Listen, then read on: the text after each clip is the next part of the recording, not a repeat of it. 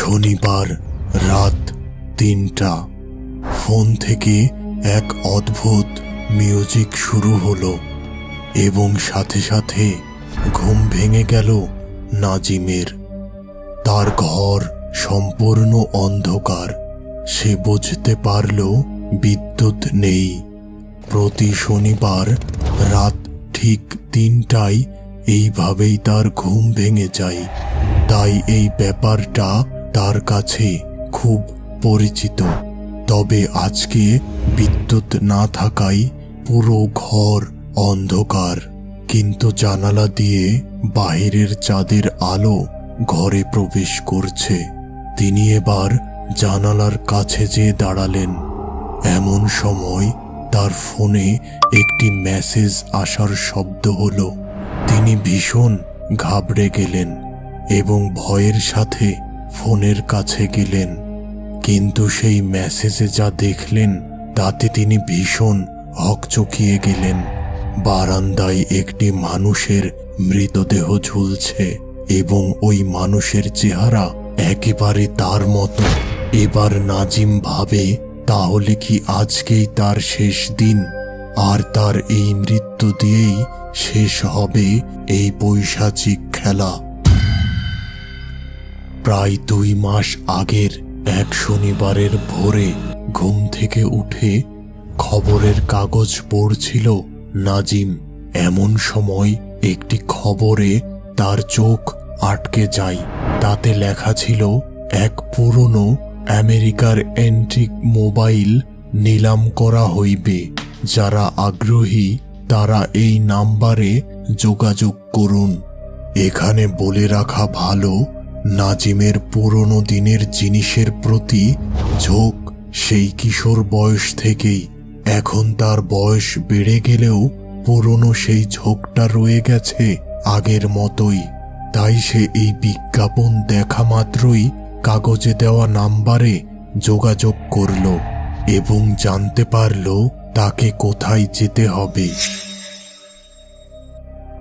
এর পরের শনিবার বিকেলে সে ওই স্থানের উদ্দেশ্যে রওনা দিলেন। জায়গাটি ছিল শহরের একেবারে শেষ সীমানায়। সেখানে পৌঁছে সে দেখতে পেলেন কিছু মানুষ আগে থেকেই বসে আছে। ঠিক সন্ধ্যার আজানের পর নিলাম শুরু হলো। তখন নাজিম প্রথম ওই অ্যান্টিক ফোনটা বাস্তবে দেখতে পেল এবং সেটি কেনার জন্য মরিয়া হয়ে উঠল। অনেক দাম কষাকষির পর ২,০০০ টাকার বিনিময়ে অবশেষে নাজিমের হাতেই উঠল সেই আমেরিকার অ্যান্টিক ফোনটি।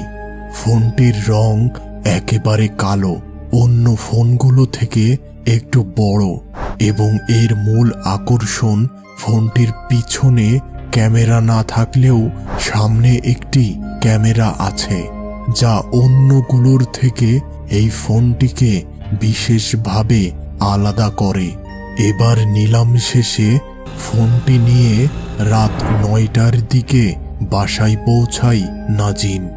রাতের খাবার শেষ করে একটি সিগারেট জ্বালিয়ে সুদীর্ঘ টান দিতে দিতে ফোনটি হাতে তুলে নেয় নাজিম। ফোনটিতে কোনো সিম নেই, তাই কোনো কলও আসবে না। তবে ওই ফোনটিতে রেডিও শোনার অপশন ছিল। তবে তিনি একটি বিশেষ ব্যাপার জানতে পারেন, তা হলো প্রতি শনিবার রাত ৩টায় এই রেডিওতে কেবলমাত্র একটি চ্যানেল আসে এবং সেখানে মানুষের মনকে মোহিত করে রাখার মতো একটি মিউজিক বাজে।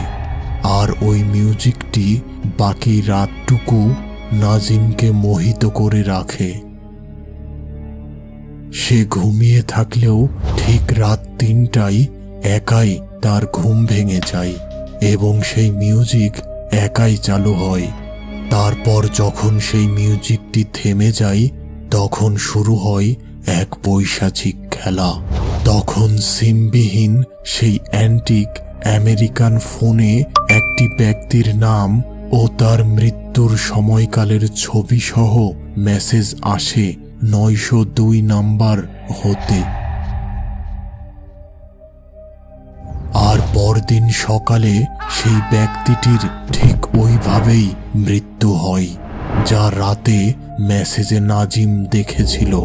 এভাবেই এতদিন চলতে থাকে একের পর এক মানুষের মৃত্যু।